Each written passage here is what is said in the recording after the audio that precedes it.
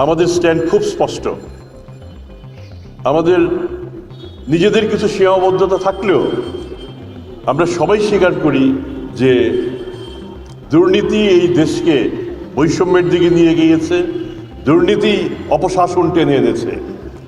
আমরা যদি সুশাসন চাই, সবার আগে এইখানেই আমাদের হাত দিতে হবে। আমরা যদি নির্বাচনে সঠিক লোককে নির্বাচন করি, আমরা দুর্নীতিগ্রস্তকে নির্বাচিত করব, আমরা সন্ত্রাসীকে নির্বাচিত করব, আমরা চাঁদাবাজকে নির্বাচিত করব, তাহলে আমরা কেমন করে প্রত্যাশা করব দেশে সুশাসন আসবে?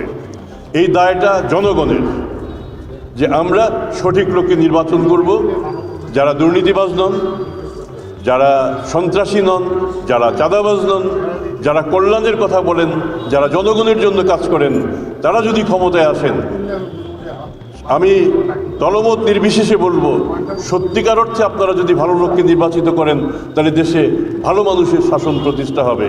আর ভালো মানুষের শাসন যদি প্রতিষ্ঠা হয়, আমার মনে হয় দুর্নীতি দমন কমিশনের মতো এরকম কমিশনের দরকারই হবে না। তার প্রধান হুইসেল ব্লোয়ার হচ্ছেন আপনারা যদি চেষ্টা করে যান, আমি অত্যন্ত দৃঢ়ভাবে বিশ্বাস করি আমাদের আগামী নির্বাচনে দুর্নীতিবাজরা সামনে আসতে পারবেন না।